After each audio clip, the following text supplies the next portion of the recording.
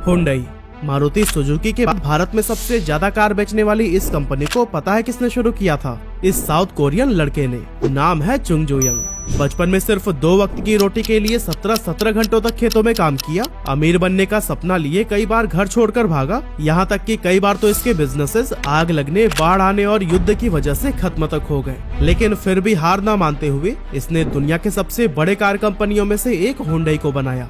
सो अगर आपको भी लगता है कि बुरा सिर्फ मेरे साथ ही क्यों होता है, तो इस वीडियो को आपको पूरा देखना चाहिए, क्योंकि यह वीडियो आपकी लाइफ बदलने वाला है। तो दोस्तों, इस कहानी की शुरुआत होती है 1915 में, जब एक गरीब कोरियन फैमिली में चंग जो युंग का जन्म हुआ था। उनके पिता एक किसान थे जो अपने 7 बच्चों का पेट पालने के लिए पूरे दिन खेतों में काम किया करते थे।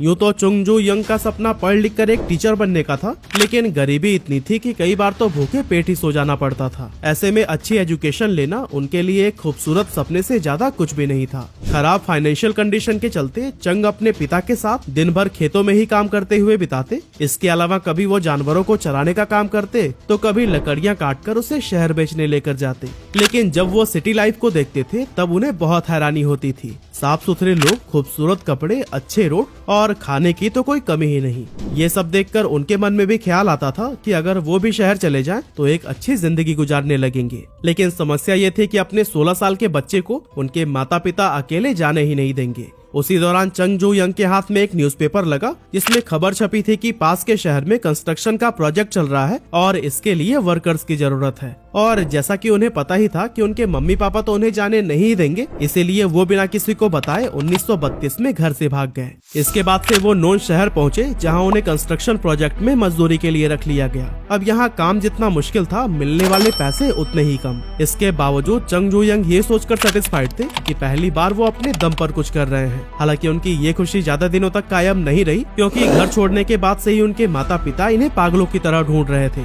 और फिर आखिरकार 2 महीनों के बाद चंग उन्हें मिल ही गए। पिता ने उन्हें डांट लगाई, समझाया और जैसे तैसे मनाकर अपने साथ घर लेकर आए। अब चंग घर आकर फिर से वही खेतों में काम, जानवरों को चराना और लकड़ियां काटने जैसे पुराने कामों में लग गए। लेकिन इस सब में उनका दिल बिल्कुल भी नहीं लग रहा था। हर वक्त दिमाग कंस्ट्रक्शन साइट पर ही रहता था। वहाँ बिताए गए वो पलों को याद करते थे, जिसके चलते धीरे धीरे उनके मन में कंस्ट्रक्शन और इस जैसे प्रोजेक्ट से उन्हें लगाव होने लगा। अब चंग जो यंग के घर वापस आने से फैमिली तो बहुत खुश थी, लेकिन चंग को अपने पुराने रूटीन में घुटन सी महसूस होने लगी, मानो जैसे शहर उनका इंतजार कर रही हो। इसी के चलते वो 2 बार और घर छोड़कर भागे। लेकिन फिर से कुछ दिनों तक शहर में काम करने के बाद उनके पिता उन्हें ढूंढ लिया करते थे और फिर न चाहते हुए भी चंग को घर वापस आना पड़ता था। हालांकि इसके बाद उन्होंने फिर से एक बार हिम्मत जुटाई और 18 साल की उम्र में चौथी बार घर छोड़कर सियोल चले गए, जो कि फिलहाल साउथ कोरिया की राजधानी है। यहाँ पहले तो इन्होंने कंस्ट्रक्शन साइट पर एक मजदूर का काम किया, लेकिन फिर कुछ समय के बाद उन्हें एक फैक्ट्री में जॉब मिल गई, जहाँ पर चंग एज असिस्टेंट काम करने लगे। इस तरह यहाँ काम करते करते कुछ ही दिनों में उन्हें बोखयुंग राइस स्टोर नाम की एक चावल की दुकान में अच्छी सैलरी पर डिलीवरी बॉय की जॉब मिल गई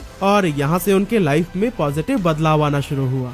चंग जो यंग अपने काम को खूब एंजॉय कर रहे थे और अपनी पूरी लगन व ईमानदारी के साथ अपनी ड्यूटी निभा रहे थे, जिसे देखकर स्टोर के मालिक उनसे खूब इम्प्रेस हुए और फिर सिर्फ 6 महीनों में ही उन्हें डिलीवरी बॉय से शॉप का मैनेजर बना दिया गया। फिर आया 1937, जब शॉप के मालिक बहुत बीमार पड़ गए और उनमें इतनी भी ताकत नहीं बची थी कि वो आगे के कामकाज को संभाल सके।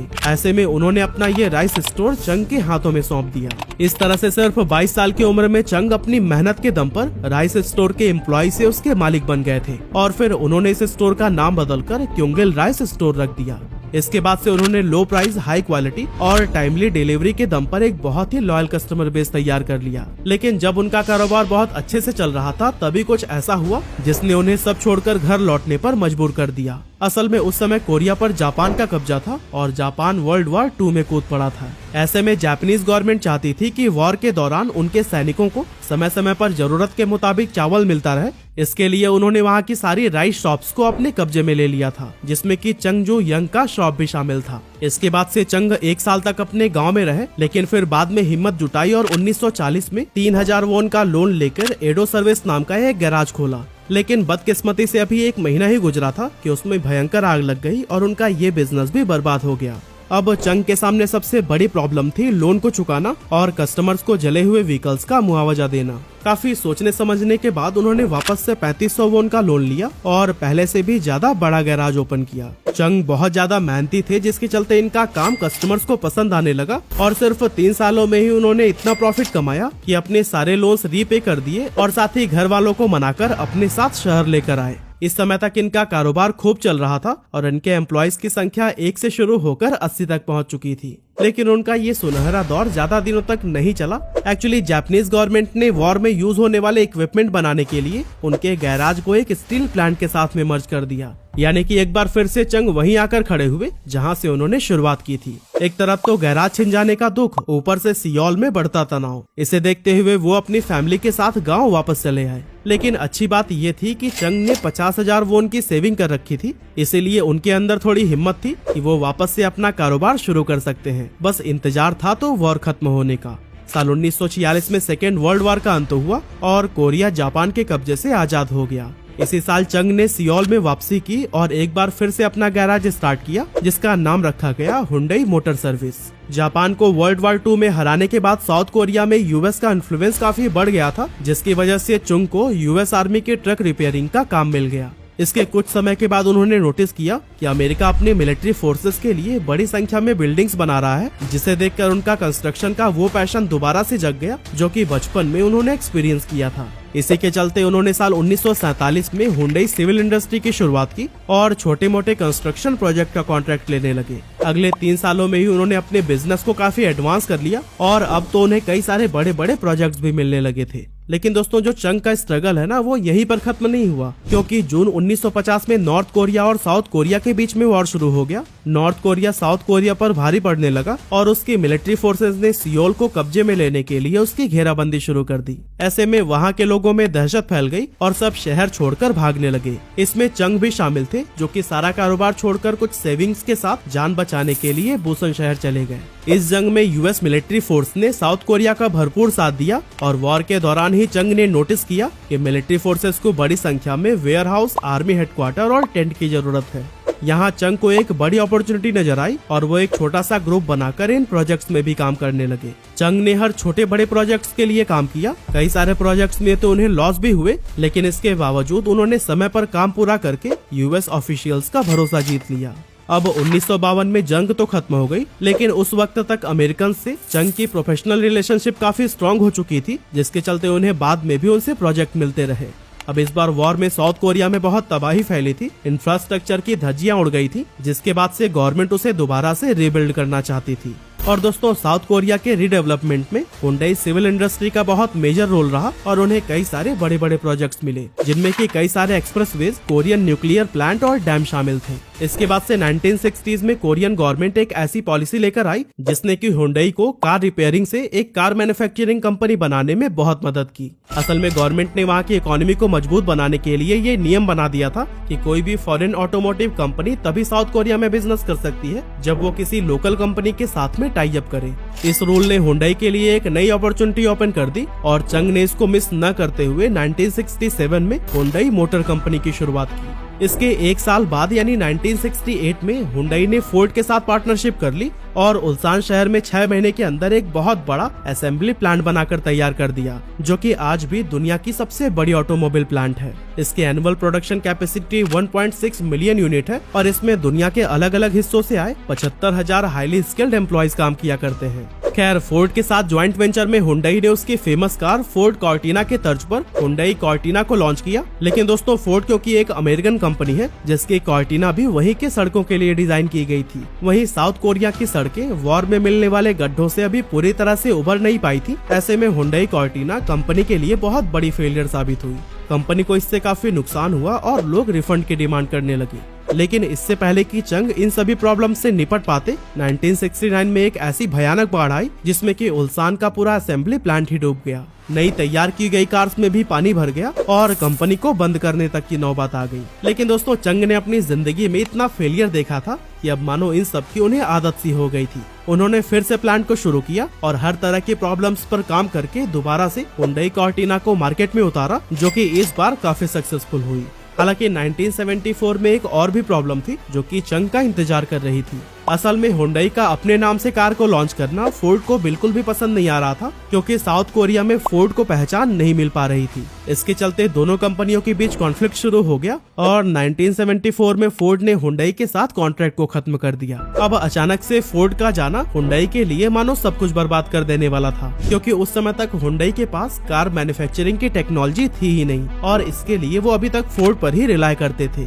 इस कॉन्ट्रैक्ट के खत्म हो जाने के बाद चंग बहुत ही डिस्परेटली किसी नए पार्टनर की तलाश करने लगे जो कि उनके साथ मैन्युफैक्चरिंग टेक्नोलॉजी को भी शेयर कर सके। इसके लिए उन्होंने उस समय के बड़े प्लेयर्स फॉक्सवैगन और जनरल मोटर्स के साथ डील करने का प्रपोजल रखा, लेकिन इन दोनों कंपनियों ने ही इसे ठुकरा दिया था। और फिर इसके बाद से चंग ने जापान की मित्सुबिशी मोटर्स के साथ भी डील करने की ट्राई की और ये डील फाइनल भी हो गई, जिसमें मित्सुबिशी मोटर्स ने अपनी कार मैन्युफैक्चरिंग टेक्नोलॉजी को हुंडई के साथ शेयर करने का एग्रीमेंट एक्सेप्ट कर लिया था। इसके बाद से हुंडई अपना पूरा फोकस खुद की कार डेवलप करने में लगाने लगा, जिसके लिए उसने ब्रिटिश लीलैंड के अंडर आने वाली कंपनी ऑस्टन मॉरिस के farmer managing director George Turnbull को हायर किया। और दोस्तों, जॉर्ज टर्नबुल ने भी अपनी लीडरशिप में इस प्रोजेक्ट के लिए 5 और भी इंजीनियर्स को हायर किया, जिसमें कि कार की जो बॉडी होती है उसके design expert Kathan Barnett, car engineer John Simpson और एडवर्ड चैपमैन, BRM यानी कि ब्रिटिश रेसिंग मोटर्स के former chassis engineer John Crosthwaite और chief development engineer Peter Stellar जैसे हाईली स्किल्ड प्रोफेशनल शामिल थे। अब दोस्तों, उसी दौरान साउथ कोरियन सरकार ने कार मैन्युफैक्चरिंग कंपनी से एक ऐसा व्हीकल बनाने के लिए कहा जो कि पूरी तरह से मेड इन कोरिया हो, साथ ही ये इतना अफोर्डेबल हो कि ज्यादा से ज्यादा लोग इसका इस्तेमाल कर सके। इसी को माइंड में रखते हुए कंपनी ने एक नया प्लांट सेटअप किया और हुंडई के इंजीनियर्स गवर्नमेंट की सारी बातों को ध्यान में रखकर कार मैन्युफैक्चरिंग करने लगे। फाइनली 1975 में हुंडई ने अपनी पहली सेल्फ मेड कार को लॉन्च किया, जिसका नाम रखा गया था पॉनी। ये अफोर्डेबल होने के साथ ही हाईली परफॉर्मेंस और बेहतरीन डिजाइन वाली कार थी। पॉनी साउथ कोरिया में इतनी सफल हुई कि कुछ ही समय में इसने वहाँ की कार मार्केट का 60% हिस्सा कैप्चर करके हुंडई को वहाँ की सबसे बड़ी कार कंपनी बना दिया। इस सफलता के बाद से चंग ने 3 लाख कार मैन्युफैक्चरिंग करने का फैसला लिया, जिसके बाद से हर कोई इसे एक बेवकूफी भरा डिसीजन कहने लगा, क्योंकि साउथ कोरिया की टोटल मार्केट डिमांड सिर्फ 30,000 कार्स की थी। ऐसे में 3 लाख कार्स का मैन्युफैक्चर करने का तो कोई मतलब ही नहीं बनता था। लेकिन दोस्तों, चंग तो यहाँ पर कुछ बड़ा ही सोच रहे थे, क्योंकि उन्होंने अपनी नई कार्स को साउथ कोरिया से निकालकर फॉरेन मार्केट में भी लॉन्च कर दिया।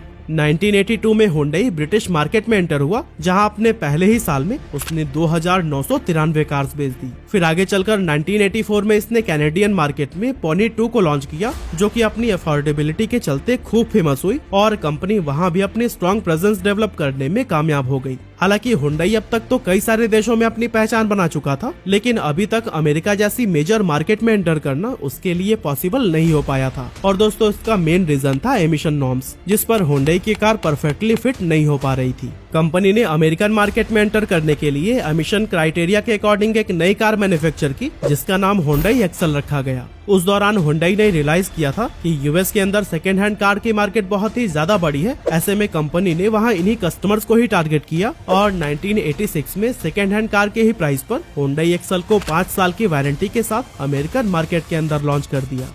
अपनी इस स्ट्रैटेजी से कंपनी टारगेटेड कस्टमर्स को लुभाने में खूब कामयाब हुई और अपने पहले ही साल में इसने 1,70,000 कार्स बेचकर बाकी कार कंपनियों को हैरानी में डाल दिया। लेकिन दोस्तों, इस आंकड़े में अगले साल और भी ज्यादा उछाल देखने को मिला, क्योंकि 1987 में हुंडई की वहां पर 2,60,000 कार सेल हुई थी, जिसके चलते इन दोनों सालों में एक्सल अमेरिका की टॉप सेलिंग कार रही थी। अब दोस्तों, एक्सल कार ने हुंडई को उसकी प्रेजेंस स्ट्रॉन्ग बनाने और ग्लोबल लेवल पर एक मेजर कार कंपनी के रूप में पहचान दिलाने में हेल्प तो की, लेकिन कार की अफोर्डेबिलिटी और कुछ टेक्निकल इश्यूज की वजह से कुछ समय बाद इसे एक चीप कोरियन ब्रांड कहा जाने लगा।